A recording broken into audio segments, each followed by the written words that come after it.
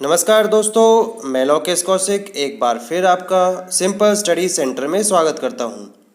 आज हम चैप्टर 6 का पार्ट 3 देखेंगे जो है प्रिसीशन इंस्ट्रूमेंट्स।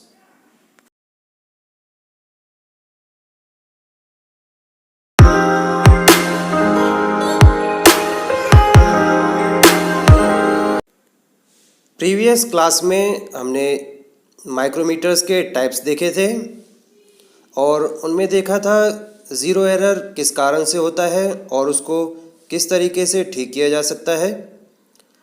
आज की क्लास में हम वर्नियर के 3 टाइप्स देखेंगे। तो स्टार्ट करते हैं।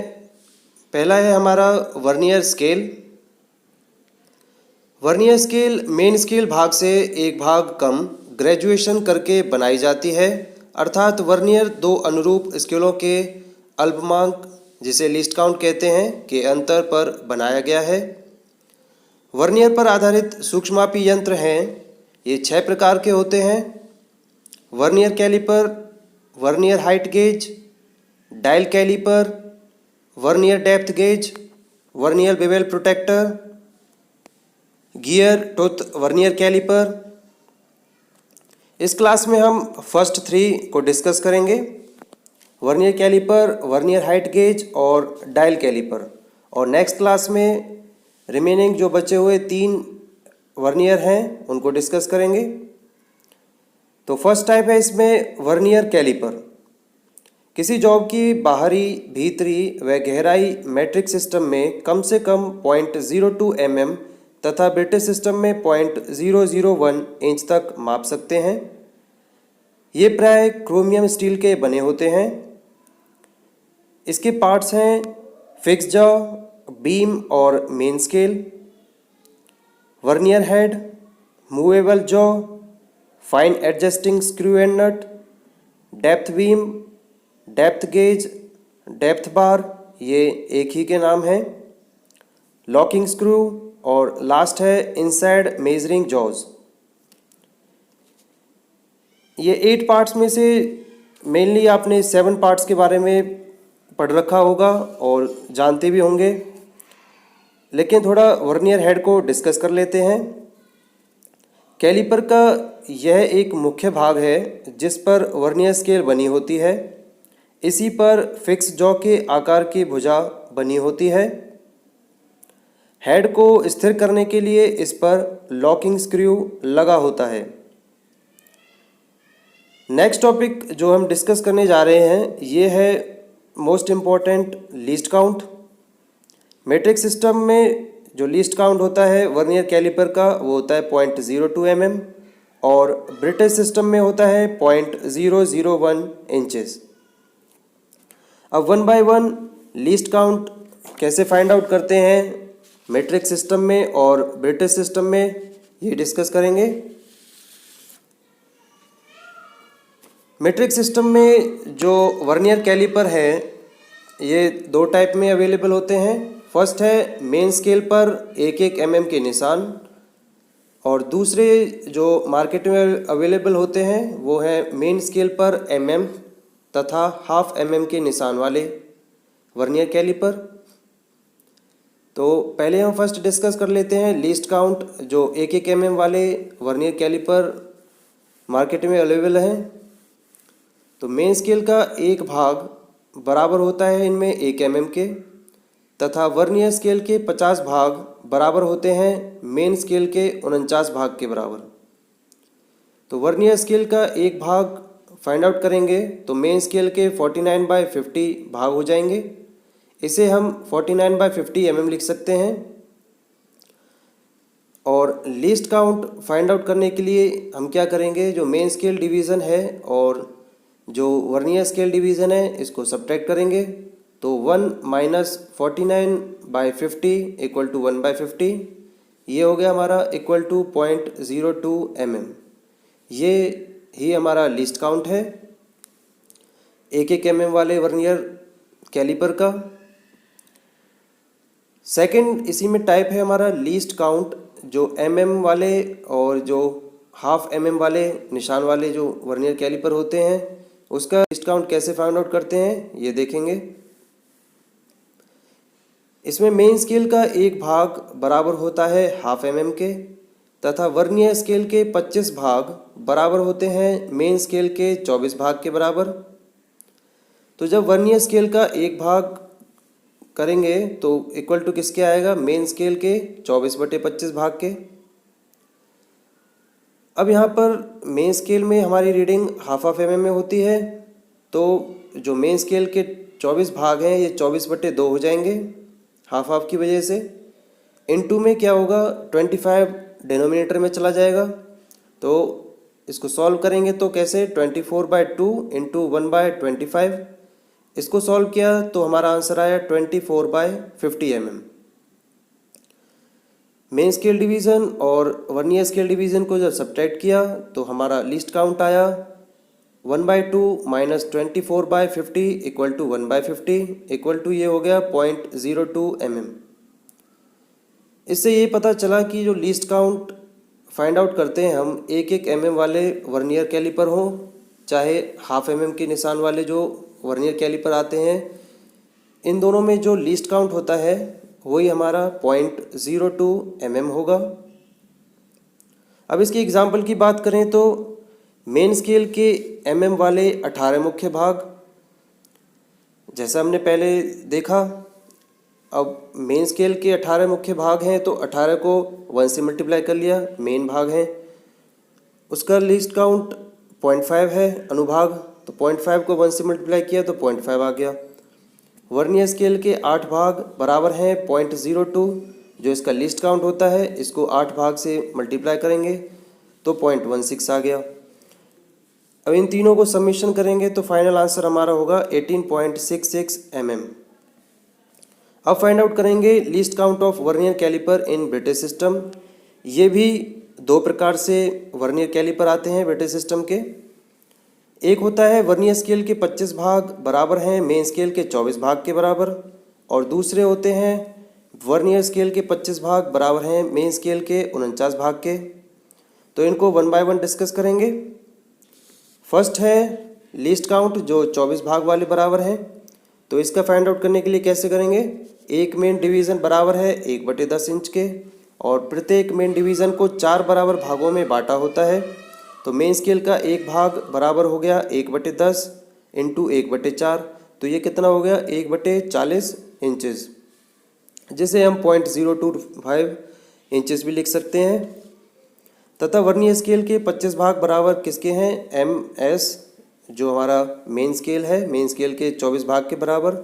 तो वर्नियर स्केल का एक भाग बराबर हो जाएगा मेन स्केल के 24/25 भाग के।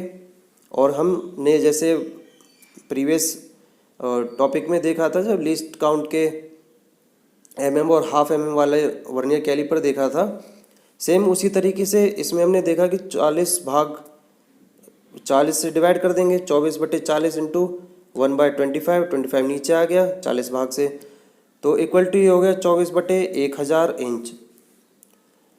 और मेन स्केल का एक भाग हमने फाइंड आउट किया था 1/40 इंच, दोनों को हमने सब्ट्रैक्ट किया तो लिस्ट काउंट आ गया 0.001 इंचेस।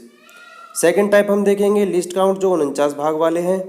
तो मेन स्केल का एक भाग हमने अभी कैलकुलेट किया था 1/40, और जो मेन स्केल के 25 भाग बराबर है 49 के।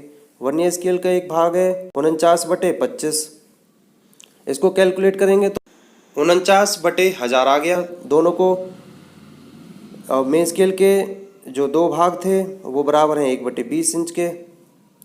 अब इन दोनों को सब्ट्रैक्ट किया तो हमारा 0.001 इंचेस इसका लिस्ट काउंट आ गया।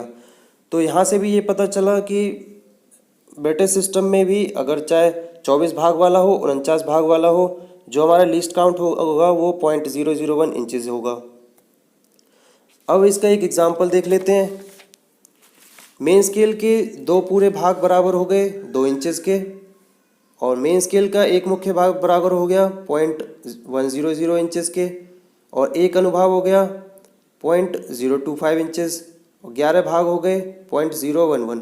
साइड में ये बता रखे हैं कि किस तरीके से कैलकुलेट किए हैं, तो इनको समेशन करेंगे तो फाइनल आंसर आ जाएगा हमारा 2.136 इंच। नेक्स्ट टॉपिक हम देखेंगे vernier height gauge. Marking and height measuring instrument है। इसके द्वारा वर्नियर कैलिपर की भांति mm में 0.02 mm और इंचेस में 0.001 इंच तक जॉब की मेजरमेंट या एक्यूरेट मार्किंग कर सकते हैं। इसके पार्ट्स की बात करें तो बेस, बीम जिसे मेन स्केल भी कहते हैं, depth bar, fine adjusting screw, lock screws, movable jaw bracket, offset scriber, straight scriber, vernier scale, ये सभी इसके पार्ट्स हैं। तो चलो इन्हें वन बाय वन डिस्कस कर लेते हैं। फर्स्ट है बेस। यह आयताकार तथा भारी होता है। नीचे का भाग खाली कर दिया जाता है और ग्राइंड करके। यह कास्ट स्टील या एल्यूमिनियम अलॉय के बने होते हैं। सॉलिड बेस हाइट गेज भी कहते हैं इन्हें। एडजस्टेबल बेस हाइट गेज में बेस को कैलिपर के फिक्स्ड जॉ के साथ समकोण पर सेट स्क्रू द्वारा जोड़ दिया जाता है। नेक्स्ट है इसमें बीम या main scale. Movable jaw bracket इसी बीम पर स्लाइड होता है, बेस पर लंबवत फिक्स किया होता है। नेक्स्ट है डेप्थ बार। इसका प्रयोग किसी होल की गहराई मापने के लिए इस अटैचमेंट का प्रयोग करते हैं। इसे स्क्राइबर के स्थान पर फिट कर सकते हैं। नेक्स्ट है fine adjusting screw. Vernier calliper में जो फाइन एडजस्टिंग स्क्रू होता है उसी तरह यह कार्य करता है। नेक्स्ट है lock screw. Movable jaw bracket को एक स्थान पर रोकने के लिए इसका प्रयोग किया जाता है।